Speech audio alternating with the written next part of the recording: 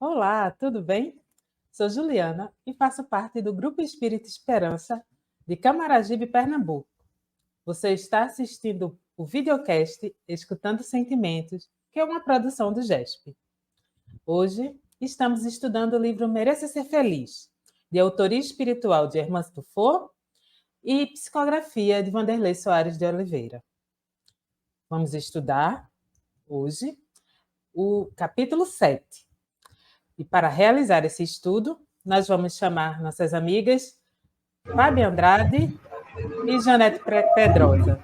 Sejam bem-vindas, meninas. Bom dia. Agradecendo aí a oportunidade de estar com vocês, de estar com os internautas, de passar esses conteúdos que nos traz a Hermance Tufo, adorável e memorável Hermance, conteúdos que são para a nossa espiritualização, né? Que a gente possa ter todo o apoio aí, né, da espiritualidade amiga em passar esses conteúdos. A alegria sempre estar com você, Juliana, e com você também, Janete. Compartilho a fala da Fábia, dando o meu olá a todos vocês que nos ouvem, sendo sempre um prazer, uma satisfação estarmos aqui participando, né, desse podcast com assuntos memoráveis, assuntos importantes, na companhia de duas grandes amigas, trabalhadoras igualmente como eu do GESP. Então, hoje, nós vamos estudar o capítulo 7, que fala sobre comparações. E aí, Hermance, nesse texto, ela questiona por que as pessoas se comparam. Este é um fenômeno comum, Fábia? É um fenômeno mais comum do que o que a gente imagina, Juliana. É muito feliz essa hipótese, né? Essa tese que a Hermance Tufo nos traz a respeito das comparações. É um efeito, né? Ela faz um verdadeiro tratado sobre o orgulho no livro Mereça Ser Feliz, e ela nos traz que comparar também é uma forma de expressão do orgulho. É a forma mais fácil de orgulho que a gente vê na sociedade, da expressão do orgulho na sociedade. Normalmente, a gente se compara. E a comparação, ela não tem somente o aspecto negativo de você querer se comparar com outra pessoa, mas ela também tem um aspecto educativo. Por exemplo, no caso das crianças. As crianças, na sua fase, né, de infância, elas vão se comparando aos pais, e essa comparação é uma comparação educativa. Afinal de contas, ela está sendo inserida na sociedade, ela está sendo inserida na família, e para que ela tenha suas referências de educação, ela precisa se comparar. Então, ela vai se comparar ao pai, ela vai se comparar à mãe. É muito comum, ultimamente, a gente vê, né, na mídia, as crianças fazendo as mesmas reações que os pais fazem diante de uma situação. Eles copiam identicamente. Então, isso é uma forma de se comparar, mas é uma forma também de educar. É uma comparação educativa. A gente tem só que atentar que existem outros tipos de comparação que não são educativas e que aqui, ao longo do texto, a gente vai abordar. Exato, exatamente. Ô, Janete, qual o papel do afeto na infância? Como o afeto influencia nas comparações? Como a Fábia disse, a comparação é mais presente nas nossas vidas do que a gente imagina. Então, a irmã se diz que ela é até necessária para a aquisição da consciência. Então, se a gente for reparar, a gente está sempre comparando. Para que a gente mensure determinado valor, determinado comportamento, na nossa vida diária, a gente precisa comparar. Não é? Você vê o bem e o mal, você compara qual o melhor, qual você quer seguir, e daí você faz a comparação, é inevitável. Né? Então, ela tem um valor, tem um caráter também educativo. Então, isso se manifesta desde a infância. Então, se a infância, se a criança, na sua tenra idade, ela tem acesso ao afeto, então, ela vai, desde então, aquilo vai afetar positivamente na formação da personalidade daquela criança. Então, o afeto ele deve ser presente e as boas qualidades. Então, ela diz que se a criança tem acesso a comportamentos, a sentimentos ruins, então ela vai ter aquisição desses comportamentos, desses sentimentos. Então, é importante que é como se ela fosse contagiada por aquilo.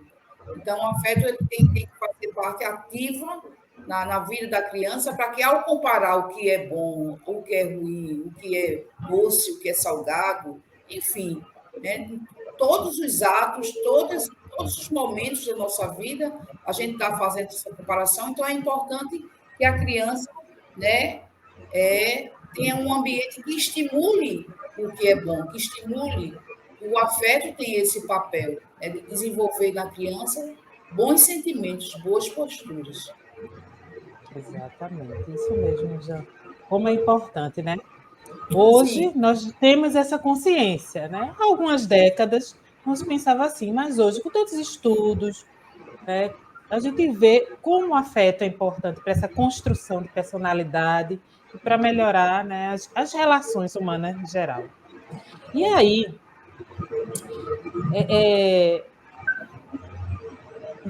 Hermance, né, fala das comparações e vai desenvolvendo esse raciocínio no capítulo, e aí ela questiona também como surgem as comparações nos relacionamentos de uma pessoa orgulhosa. Como que o orgulhoso se importa diante dessas relações? E aí? Normalmente, né, o orgulhoso, no seu afã de estar acima dos outros, porque o orgulhoso ele se sente o melhor, o maior, o mais importante. O que é que ele faz? Ele se compara, mas ele compara se colocando acima do outro. Ele sempre desmerece o outro. Ele sempre é melhor, o outro é menor. O outro, ele é forte, o outro é fraco. Ele é importante, o outro não tem tanto valor. Então, são as comparações que a irmã também chama de comparações orgulhosas, né? A gente se toma como ponto de referência de tudo que é bom, belo, perfeito, forte, e enquanto que o outro vai ser sempre menor. Então, as comparações nesse sentido vão ser comparações de desmerecimento. O outro sempre vai estar numa posição inferior a mim, quando essas comparações são comparações orgulhosas.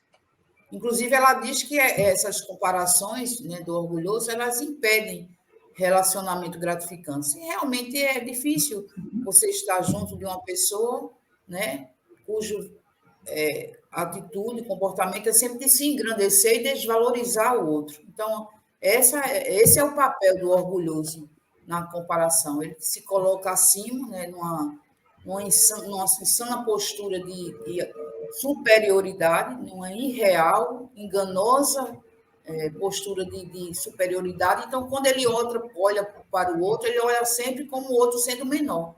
A comparação vai sempre colocá-lo acima do outro, então isso dificulta os relacionamentos. Isso acontece também, é bem comum acontecer. Então, essas relações elas se tornam tóxicas, né?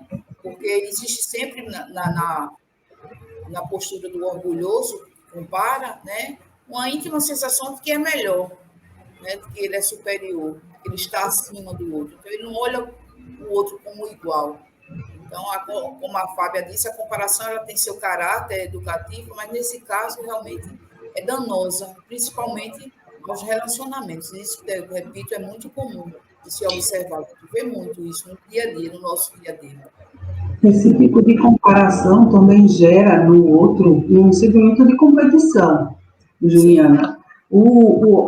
A pessoa que é orgulhosa, ela vai sempre estar querendo competir com o outro, né? Dizendo que eu sou melhor, eu sou sempre o melhor, eu vou estar sempre numa posição acima que a sua. Né? Então, desmerece as qualidades do outro, não vê qualidade no outro, para que ele se sinta melhor. E, para isso, ele cria uma máscara para si mesmo. E é extremamente desgastante manter essa máscara de superioridade para a pessoa que é orgulhosa. Então, por isso que os relacionamentos, eles não podem ser relacionamentos verdadeiramente fraternos, íntimos, desmerecidos de interesse. São sempre relacionamentos que são frágeis, né? Como é que você vai solidificar uma amizade em cima de um relacionamento onde você se compara e você se acha melhor que o outro? Engraçado que isso é tão comum, né? A importância desse estudo, dessa reflexão, né? Que a primeiro olhar parece insignificante, parece banal, mas isso é tão comum de a gente ver, até em nós mesmos, às vezes, a gente vê uma postura assim, né? A gente está agindo assim ou pensando assim, e de repente, quando você estuda, quando você lê sobre isso, aí você detecta, é como uma luzinha que acende na tua mente, né? Sim. E o problema da reflexão, da comparação, aliás, orgulhosa. Então, todos nós somos passíveis em graus diferentes, mas todos nós somos passíveis, né? A questão é a gente detectar e a gente realmente trabalhar, educar esse lado, né? Porque o orgulho é uma constante nas nossas vidas. Nós sabemos que somos orgulhosos, sim. Então, nos relacionamentos, a gente, de repente, quando a gente se depara com uma situação dessa, e às vezes a gente vê no outro e a gente detecta, e isso serve também para a gente se reeducar, né? Então, é importante, quando eu estava estudando e lembrando de fatos, de acontecimentos, e eu pensei quão importante é o estudo desse tema, né, para que a gente se observe e para que a gente se modifique a nossa postura em relação ao outro que, repito, às vezes a gente está conversando simplesmente numa conversa cotidiana com um amigo, com um familiar, e a gente sente, a gente detecta esse tipo de comportamento, né? A comparação orgulhosa na própria família, a gente percebe, a gente detecta. E o estudo veio clarear, né? Ampliar esse horizonte para que a gente realmente possa mudar, possa modificar. Acho que Como o orgulho, né? Como o orgulho foi. ele está complexamente envolvido no nosso comportamento, a gente nem se dá conta, né? Como Sim, nós estamos eivados de comportamentos orgulhosos e a gente não se dá conta. Quando sim, a gente se debruça com uma leitura como essa, que nos mostra de passo a passo como o orgulho se comporta, né? Como ele se expressa, né? O que a irmã se chama das facetas do orgulho, é que a gente identifica na gente. Poxa vida, eu nem imaginava. O orgulho tem esse papel, né? De colocar na gente uma máscara onde a gente não enxerga de jeito nenhum as nossas dificuldades morais, nossos pontos de aperfeiçoamento. A gente não enxerga. O orgulho tem esse poder de nos mascarar, né? E aí precisa de um tempo para que a gente realmente, uma imersão no tema, para que a gente realmente entenda que temos e temos muitos e muitos pontos de melhoria e muitos comportamentos orgulhosos que precisam ser redefinidos. É o autoconhecimento, não é, Fábia? Essa é a importância, né? Nós começamos a ler, a estudar, percebemos quando acontece nas relações, como quando nós agimos com comparação, quando o outro age, e depois vamos para a mudança, para a modificação, que é algo gradual, leva tempo e observação de como nós agimos, de como nós estamos, né? E lembrando que é uma mudança nossa. O outro vai fazer se ele achar necessário, se ele achar importante, mas se nós já estamos aqui, se nós já estamos começando a ter essa clareza, então vamos mudar. Vamos aprender a mudar e utilizar todos os recursos que nos são dados, né, nos dias de hoje para realizar essa mudança. E aí a irmã se continua, né, no capítulo, que é um capítulo bem interessante, e ela questiona, né, nessa sociedade que a gente está hoje, tão conectada, depois de 2 anos intensos de pandemia, onde a gente trabalha online, conversa online, faz tudo online, compras, tudo.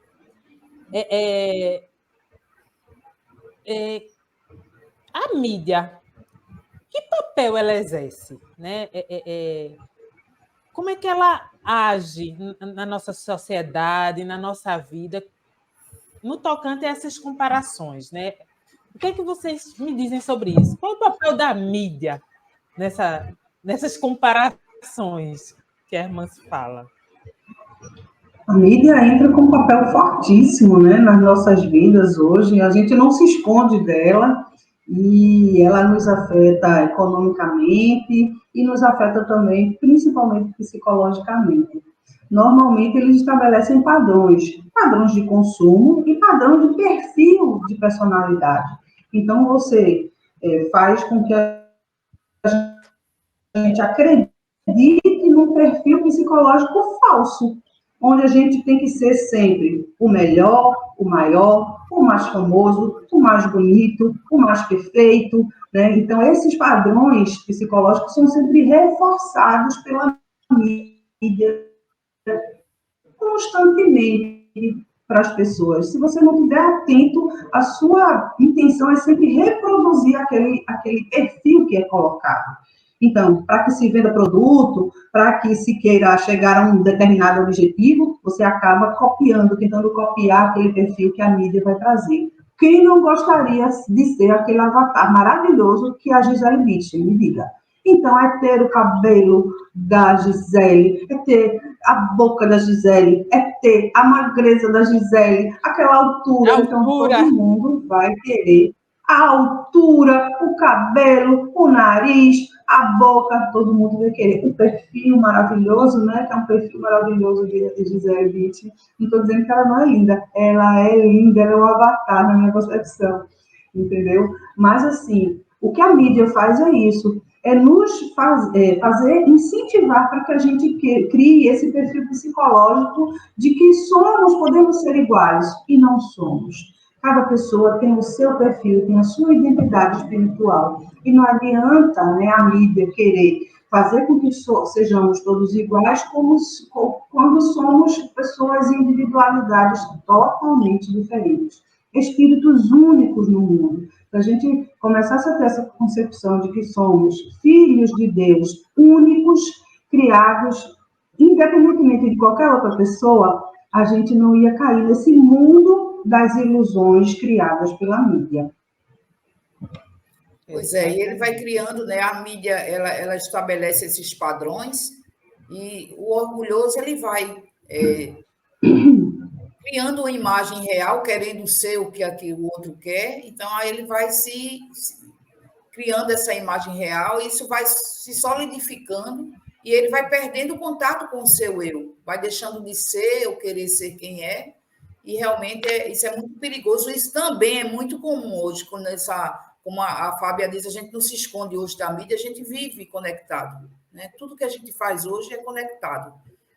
Eu costumo dizer, 90% do meu dia é conectada com o trabalho, com amigos, com o GESP, então a gente está sempre conectado e a gente sempre tem contato com essa mídia, e o orgulhoso somos todos nós, mas em padrões, em graus diferentes, a gente tem que ter cuidado com esses padrões.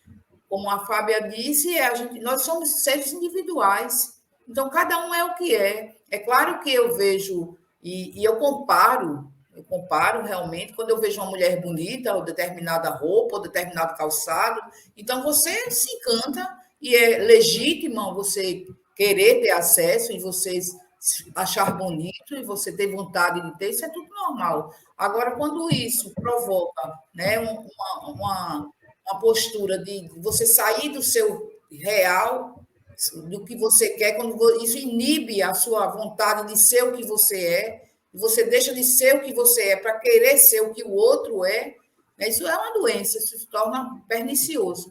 Então, a mídia ela tem esse poder, daí também o nosso cuidado, principalmente com as nossas crianças, né? No sentido de o que apresentar a ela, em que quantidade apresentar, né, a criança, essa questão da conectividade. Então, o padrão hoje estabelecido pela mídia é muito forte, é muito, muito intenso. E nós, orgulhosos, somos todos orgulhosos, a gente deve ter cuidado nesse sentido, que esses padrões não caiam e não se tornem doença, a ponto de a gente se esquecer de que somos seres individuais, cada um com o seu, não repetindo, a gente não nos impede de comparar, de achar belo o outro, como a Fábia está dando um exemplo, e tem tantos outros, né, de beleza, de postura, de riqueza, então, não falta o que comparar, não falta o que admirar, né? A mídia ela nos apresenta isso diariamente, mas aí o cuidado de a gente ter um certo cuidado e para que a gente não recaia realmente nessa postura do irreal, de criar uma imagem e de querer ser o que realmente não podemos ser, porque não somos. Eu queria só fazer um pequeno comparação. Normalmente, a mídia nos traz um padrão, aquele padrãozinho quadrado, né? Ali dentro, e você tem que se encaixar ali do quadrado. Você é redondo, você tem que se encaixar no quadrado. E aí, às vezes, muitas das vezes, você passa a consumir coisas que não te diz nada, ou então que não combina com você, o que é muito comum, muito comum. Ah, não, porque hoje o colar da moda é aquele que é gigante, cheio de bola, e aí você acaba usando aquilo ali porque está na moda, e você olha, você não gosta, você diz, poxa, não tem nada a ver comigo, não gosto disso, sou uma pessoa discreta, mas você usa porque está na moda. Então, só para chamar a atenção das pessoas, como a gente cai nesse encanto que a mídia quer passar, nesse padrão que a mídia quer passar. Não só no uso, né, no consumo, mas também na forma de pensar e agir. Normalmente, não, você, para ter o reconhecimento de que você é uma pessoa extremamente eficiente, você tem que agir desta e desta forma, tem que se portar assim e tem que se vestir assim. Tenta enquadrar você daquela forma. E, normalmente, nós caímos nesses cantos de sereia, né? Onde no canto, no ouvido, é muito bonito e vai nos iludindo e a gente dá vazão a sustentação dessa máscara orgulhosa, né, que temos. Porque a gente vai querer sempre ser o melhor, o mais poderoso, o mais importante, o mais eficaz, e aí você vai se machucando por dentro para poder se enquadrar nesse padrão que é colocado. Então, é um trabalho árduo, é um trabalho difícil e que requer muita atenção com os seus sentimentos para que a gente não caia, né, nesse padrão, para que a gente não caia nesse canto de sereia. Somos diferentes, agimos de maneiras diferentes e isso precisa ser valorizado. Isso precisa ser visto como importante para o crescimento de uma sociedade. Porque os diferentes é que fazem, né, a mudança que dentro de uma sociedade. É respeitando, é agindo diferente, é vendo de outro ponto de vista.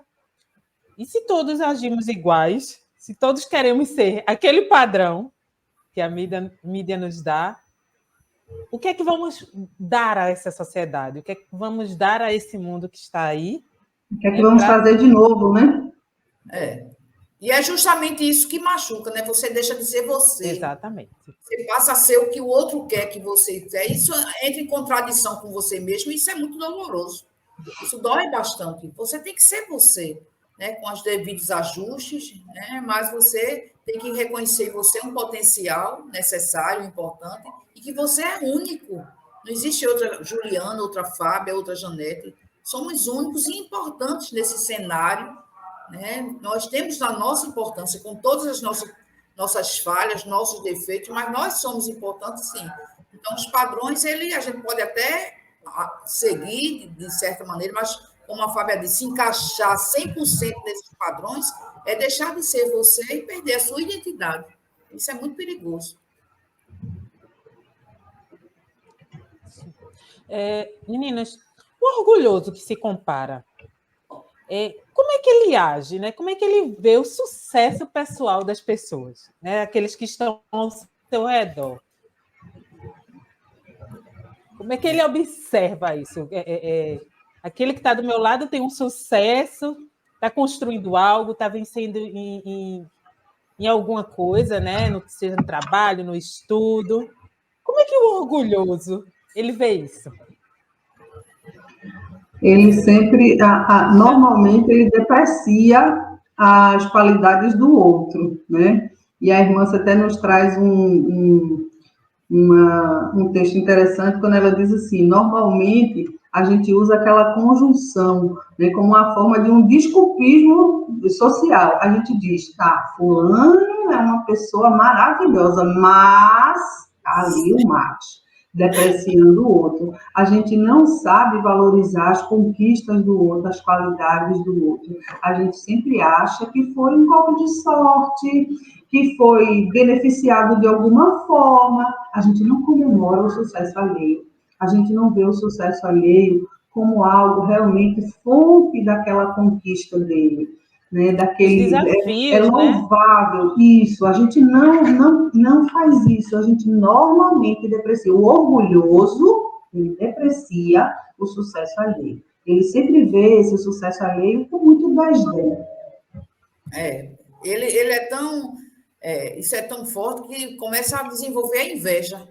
Então, qualquer referência elogiosa ao outro vai feri-lo, vai incomodá-lo, né? Ele não, como ele tem um comportamento, né, que a gente vai ver personalista, ele cria essa imagem de que ele é superior, de que ele é melhor, de que tudo nele é mais certo, tudo que ele fala é o correto, tudo que ele faz é o mais acertado. Então, ele olha sempre o outro com desdém. O outro, e quando qualquer elogio que se faz ao outro, para ele é uma dor, né, um incômodo. Então, ele tem essa necessidade de diminuir o outro para que ele fique naquele patamar de superioridade. Então, se você diz, fulano é muito bom, então você já está ameaçando aquela postura dele de se achar melhor. Então, ele sente a necessidade, nasce, ele fala aqui na inveja, né, ele desenvolve essa inveja, e o outro sempre tem que estar abaixo dele. Então, esse é o comportamento daquele que compara com orgulho, né? Também é uma postura muito comum de se observar, de se ver, né? Que requer, que nos pede assim, atenção para que a gente se vigie nesse sentido. Porque às vezes é de forma muito aberrante, que é muito clara, mas às vezes é de forma sutil, né? Às vezes até com palavras amáveis e amorosas, mas que por trás, né, revelam realmente a postura de uma comparação orgulhosa. Então, é muito interessante isso de você saber que esse comportamento é um comportamento de inveja, é um comportamento em que o outro tem que estar sempre abaixo de você. Você tem que estar num patamar, num pódio, acima, e o outro tem que ficar sempre abaixo. Esse é o comportamento personalista, né? Que a Sim, irmã que esse é fala o aqui no livro. comportamento. Sem Onde, dúvida alguma. né, onde tudo seu é o melhor, tudo seu é mais gostoso, tudo que você faz é melhor, você é mais bonito. Se você. Não, você está com as unhas bonitas. Olha a minha. Então, a minha também está, né? A minha foi feita, aí você fez, eu fiz em tal lugar, então você sempre está querendo se colocar acima para dar vazão a esse sentimento tão horrendo, né? Um sentimento que eu acho que que machuca, deve não, machuca, como a gente já viu, né? Você se E, colocar na postura sempre, não olhar o outro como igual, não ter empatia, que isso é falta de empatia, você se colocar no outro e valorizar o que o outro tem, e até aprendizado. Quando eu olho para você, Juliano, quando eu olho para a Fábia, isso é um aprendizado diário. E a gente olha, compara. Então, eu digo, a Fábia, eu acho a Fábia inteligente. Então, gostaria de ser inteligente assim.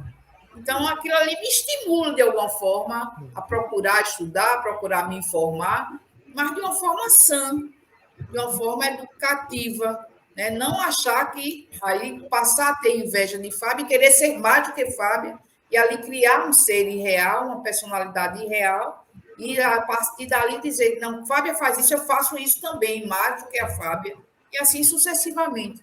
Isso se expressa nos menores comportamentos, nas coisas mais ínfimas, as coisas mais aparentemente insignificantes do dia a dia, mas que é demonstrado, é detectado esse tipo de comportamento de comparação ô, orgulhosa. Janete, e essas comparações são tanto para o bem como para o mal, porque também se compara as dores. Né? A Sim, minha dor é maior do que a sua. Ah, eu sim, passei por tal situação, mas a minha foi muito isso é pior. A tão minha foi a. comum, Não isso é tão comum. Quando você está conversando com determinada pessoa, a gente vê às vezes as conversas, aí diz, eu passei por isso, e eu que passei por isso aí eleva o sofrimento, e até no sofrimento a sofrimento. Até pessoa diz, para dar uma de herói, para ser o herói, né? Para pois estar no é, patamar acima, ser o herói. Eu sofri mais, eu passei por isso. o que você passou é insignificante em relação ao que eu passei, porque eu passei isso, e estou aqui. Né? Então, até nesse sentido, você veja a que ponto chega, também muito comum. A gente observa, a gente ouve muito. É tanto que as pessoas assim orgulhosas com essas comparações, elas ouvem pouco. Elas têm mais a necessidade de se impor, de falar o que é. Quando você começa a falar, né? Então o outro já começa a alonga a conversa e vai colocar de uma forma que realmente fique muito superior àquilo que você está falando, que ele se sobressaia muito. Então, costume ouvir pouco, né? Você não costuma ouvir, você quer falar, quer expressar para colocar e ficar sempre acima do outro. Falta de empatia. Meninas, a gente se encaminhando para o final, né? O que a gente pode fazer para entender, controlar e até diminuir esse estado, né, de orgulho que todos nós temos, né? Seja em um grau maior, um grau menor. É possível mudar, é possível modificar essa maneira de ser. É possível, sim, através de uma reeducação, né? De uma vontade, de um ímpeto íntimo de reconhecimento. A primeira coisa é reconhecer o seu estado orgulhoso, a partir daí fazer uma viagem interior, uma viagem, né? Se observar todos os dias que comportamento que eu hoje cometi, que eu fiz, que não foi legal, que está muito aderente a esses comportamentos orgulhosos. E, a partir daí, fazer um redimensionamento da sua vida e dos seus comportamentos, né? Rever tudo isso e agir de forma diferenciada. É possível, sim. Não é um trabalho fácil, nem conseguido de um dia para o outro. Rápido. Não é um trabalho rápido, é um trabalho que requer muito esforço, muita atenção plena em cima dos seus comportamentos, né? E que leva um tempo, precisa ter paciência. Precisamos saber como, né? Onde acontece, como. Sim. Inclusive, a sugestão da irmã Ciência, você até já deu a dica do autoconhecimento, né? Entender-se, buscar-se, conhecer-se, né? E ela disse que olhar para si, para a gente se entender e buscar, como a Fábia falou no início, e a irmã se nos traz, as diversas facetas do orgulho. Então, a gente vai buscar como ela se manifesta em nós, isso é importante, porque, como a gente falou, às vezes a gente está manifestando esse orgulho e não percebe. Então, quando você entende, quando você busca, quando você procura conhecer-se, aí você vai detectar essas facetas que se manifestam nas variadas formas, em variados momentos da nossa vida. Então, o entender-se, a irmã se diz que isso é trabalho para séculos. Né? Então, não é uma coisa que vai acontecer. A gente se distanciou de Deus, né, muito tempo. Então, a gente está voltando para Ele. Então, isso leva tempo. E a gente precisa entender isso também, que é um trabalho contínuo, diário, mas a longo prazo. Então, não é de hoje para amanhã que a gente vai amanhecer sem orgulho. Mas, assim, é preciso começar. É preciso arregaçar as mangas e dizer, eu preciso me observar, me entender, né, saber o que eu sinto, conhecer os meus sentimentos, os meus reais sentimentos, sem máscaras, né, sem falsetas. Então, aí é um caminho que a irmã nos traz para que a gente possa, né, se desvencilhar, né, dessas facetas do orgulho. Avaliar, né, os nossos pensamentos, atitudes, para até antes de agir, a gente já olhar e observar e dizer, opa, estou pensando de tal forma, como é que eu faço para mudar isso? É esse o objetivo, né, da gente estar aqui, de estar aprendendo e desse autoconhecimento. Meninas, estamos terminando o nosso programa. Quero saber se Fábia, Janete, tem mais alguma observação a fazer antes da gente se encerrar? Só alertar, deixar a mensagem, né, do que esse trabalho de reforma íntima que a gente fala, esse trabalho de se olhar com muita atenção, ele tem que ser iniciado, né, a gente precisa se conhecer, a gente adotar para a gente aquela frase clássica de Sócrates de conhecer a si mesmo, né, necessário, é imperioso, né, o planeta exige, e nós mesmos já nos cobramos esse olhar íntimo, essa imersão nos nossos sentimentos, esse conhecer delicadamente quem somos, não se punir, mas acolher com muita boa vontade esse ser que somos, entender que somos diferentes, entender que temos a nossa história milenar e que não podemos agir de acordo com o que as pessoas querem ou segundo o padrão que esperam de nós, mas agir conforme as nossas capacidades. mas fazendo sempre esse rebote, fazendo sempre essa volta para nos entender, né? E não nos punir, mas sempre olhar com muita generosidade para quem somos e o que somos, e ter a certeza de que somos especiais, somos individuais, foi assim que Deus nos fez, seres únicos. A irmã se diz, eu termino com o pensamento dela, que ela diz que a única forma de comparação útil sob a ótica do nosso aprendizado espiritual é nos compararmos em relação a ontem. Se hoje estamos melhor do que ontem, né? E tentar amanhã ser melhor do que hoje. Então, é essa comparação, como a gente disse, com o seu caráter educativo, vamos sempre nos comparar em relação ao que é que eu estou fazendo hoje, que eu não fiz ontem, ou que eu fiz ontem, que não posso não fazer hoje. Essa é a nossa mensagem. Certo. Obrigada, Fábio. Obrigada, Janete, por mais esse sábado aqui conosco. Convido todos a participarem daqui do YouTube, né, do GESP. Se inscrevam, deem um like, que ajuda muito a gente.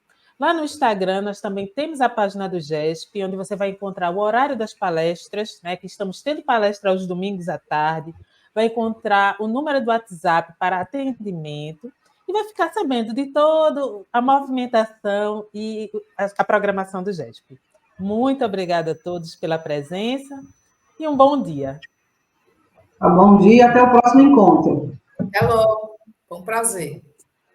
Tchau.